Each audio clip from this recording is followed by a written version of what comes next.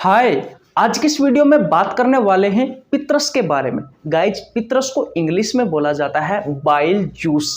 क्या होता है साथियों ये बाइल जूस? क्या होता है ये पित्रस? पित्रस का निर्माण कहाँ होता है? पित्रस क्या कार्य करता है? ये पित्रस इकट्ठा कहाँ जाकर होता है? गाइज, इस पित्रस का पीएच मान कितना होता है? इस पित्रस की प्रकृति कैसी होती है?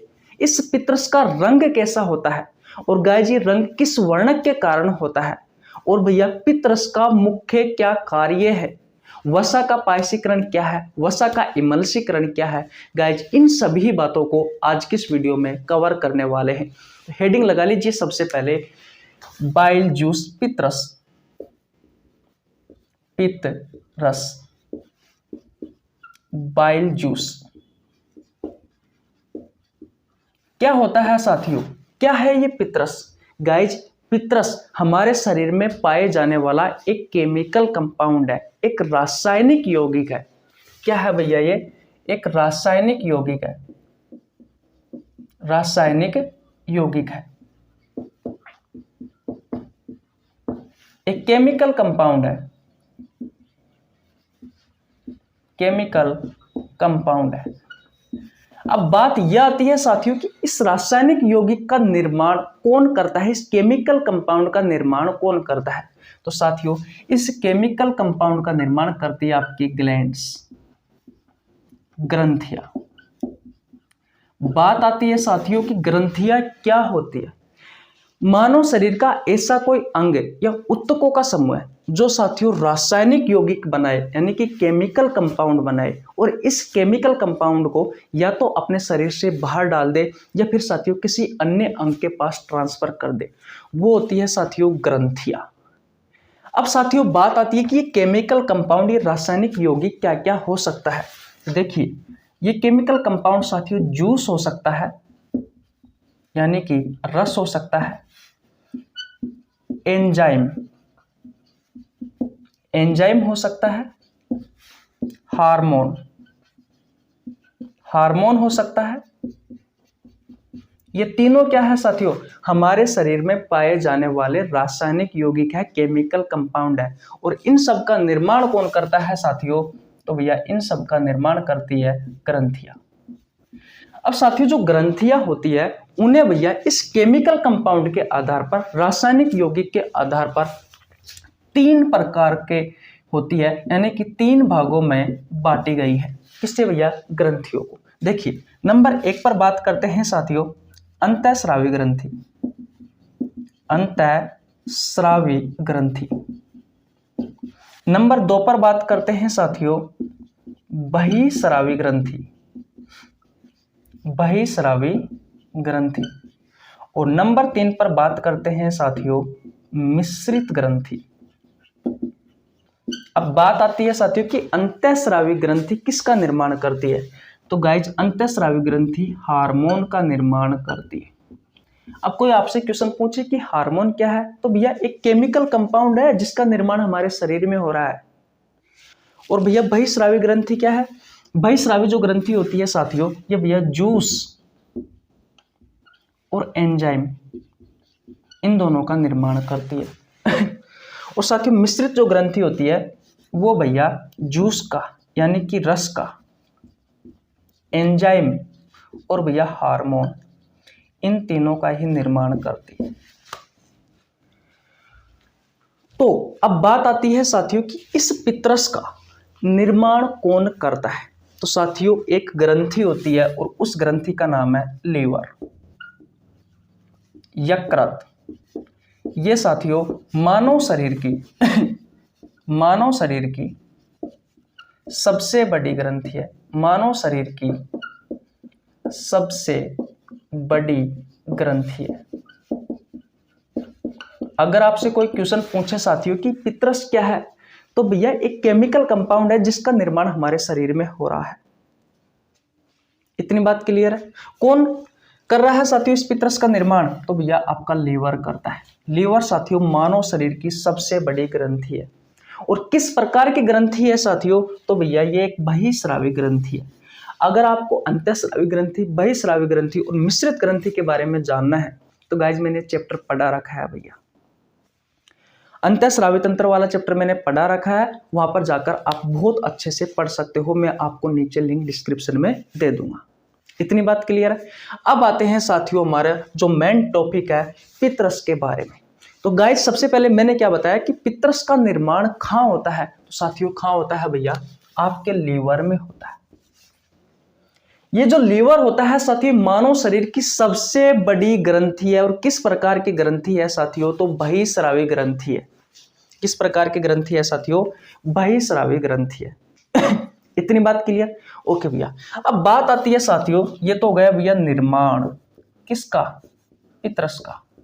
अब बात आती है कि भैया ये पितरस जमा कहाँ होता है। तो गाइज निर्माण तो इसका लीवर करता है, लेकिन ये लीवर में इकट्ठा नहीं होता। लीवर से ही सटा हुआ एक अंग होता है, एक ऑर्गन होता है जिसे बोलते हैं पित्ताशय। इस पित्ताशय में जाकर साथियों आपका ये जो पितरस है साथियों, ये भैया इकट्ठा होता है, जमा होता है। 2018 में साथियों राजस्थान पुलिस के एग्जाम में क्वेश्चन पूछा था कि भैया पितरस का निर्माण कौन सा अंग करता है। तो लीवर करता है। कहाँ जाकर इकट्ठा होता है, तो पित्ताशय में जाकर के इकट्ठा होता है। बात आती है साथियों कि कार्य क्या करता है। ये कार्य कहाँ जाकर करता है, ये कार्य साथियों छोटी आंत में जाकर करता है। कहाँ पे भैया, छोटी आंत में जाकर करता है। क्या काम करता है उसके बारे में बाद में बताऊंगा, पहले थोड़ी बहुत और जानकारी है उनके बारे में सीख लीजिए। देखिए आपके शरीर में साथियों 24 घंटे इस पितरस का निर्माण होता रहता है। 24 घंटे में साथियों कितना पितरस का निर्माण होता है, तो गाइस 700 से 800 ml प्रतिदिन, यानी कि एक दिन में साथियों 700 से 800 ml आपका लीवर जो है भैया वो पितरस का निर्माण करता है। और ये पितरस कहाँ इकट्ठा होता है, पित्ताशय में। कार्य कहाँ जाकर करता है, तो साथियों छोटी आंत में जाकर कार्य करता है। इतनी बात क्लियर है। ओके भैया, अब बात करते हैं साथियों कि इसका पीएच मान कितना होता है। तो इसका पीएच मान होता है साथियों 7.5 से लेकर के 8.5।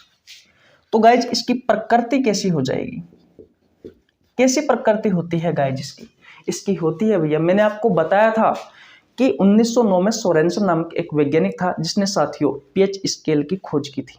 और उस पीएच स्केल पर 14 अंक होते हैं। 7 उदासीन होता है, 7 से 14 की तरफ जाने पर क्षारीयता बढ़ती है, 7 से 1 की तरफ जाने पर अम्लीयता बढ़ती है। अगर उस पीएच स्केल के हिसाब से देखें साथियों तो इसकी प्रकृति होती है दुर्बल क्षारीय।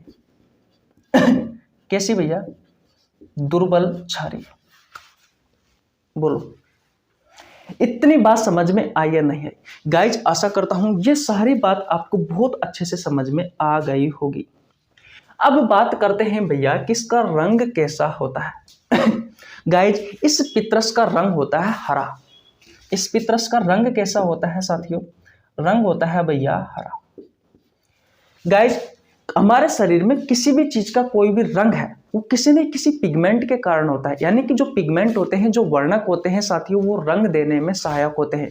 जैसे कि हमारा ब्लड का लाल रंग होता है, किस वर्णक के कारण होता है, किस पिगमेंट के कारण होता है, आपसे रेलवे ग्रुप डी में बहुत बार पूछा गया है। तो हीमोग्लोबिन वर्णक के कारण होता है। ठीक उसी तरीके से आपका जो पितरस है साथियों, इस पितरस का रंग हरा है, लेकिन भैया किसके कारण होता है ये हरा। तो गाइस आपका जो लीवर होता है, आपका जो लीवर होता है यहाँ पे बता देता हूं, आपका जो लीवर होता है, ये लीवर 2 प्रकार के पिगमेंट का निर्माण करता है। एक होता है बिलीरुबिन, बिलीरुबिन, और एक होता है बिलीवर्डिन। ये जो बिलीरुबिन वर्णक है भैया ये पीला रंग देता है, और बिलीवर्डिन वर्णक साथियों हरा रंग देता है। आपको पता है आपका जो प्लाज्मा होता है, इस प्लाज्मा का हल्का पीला रंग होता है, वो किस वर्णक के कारण होता है, बिलीरुबिन वर्णक के कारण। और बिलीवर्डिन जो वर्णक होता है साथियों ये हरा रंग देता है। तो यहाँ पर पितरस का हरा रंग साथियों किस वर्णक के कारण हो जाएगा, तो भाई साहब ये हो जाएगा बिलीवर्डिन वर्णक के कारण, बिलीवर्डिन वर्णक के कारण। बोलो इतनी बात आपको समझ में आई या नहीं आई। अब देखिए बहुत सारे क्वेश्चन पूछा जाता है साथियों रेलवे परीक्षाओं में, आपकी कॉम्पिटिटिव एग्जाम में। पित्रस का निर्माण कौन करता है भैया? लीवर करता है। कहाँ जाकर इकट्ठा होता है? पित्ताशय में जाकर इकट्ठा होता है। कहाँ जाकर कार्य करता है? छोटे आंत में जाकर कार्य करता है। एक दिन में साथियों कितने पित्रस का निर्माण होता है? तो भैया 700 से 800 ml होता है। पित्रस का पीएच मान कितना है? ये सभी क्वेश्चन है साथियों आपके एग्जाम के। 7.5 से लेकर के 8.5 होता है। इसकी प्रकृति क्या है साथियों? प्रकृति इसकी दुर्बल क्षारीय है। इस रंग कैसा होता है? हरा होता है साथियों। किस वर्णक के कारण होता है? तो विलिवर्डिन वर्णक के कारण होता है।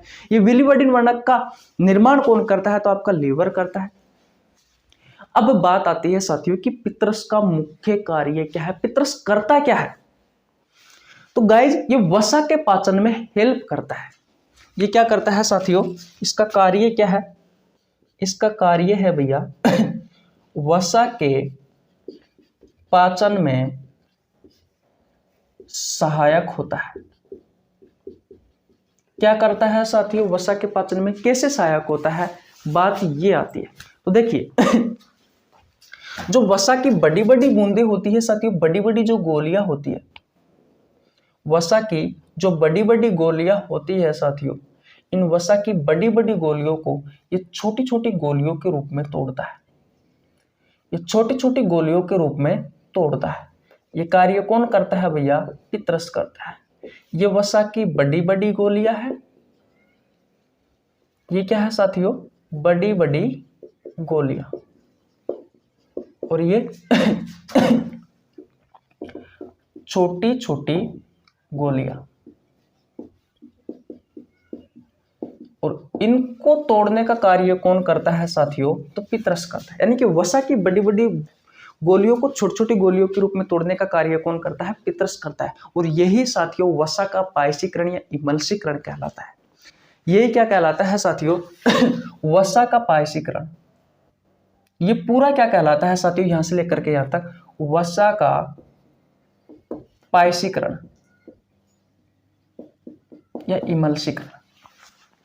गाइज पित्रस से जितने भी क्वेश्चन आपसे आपके प्रतियोगी परीक्षाओं में पूछे जाते हैं साथियों, वो सभी क्वेश्चन मैंने आपको करवा दिया।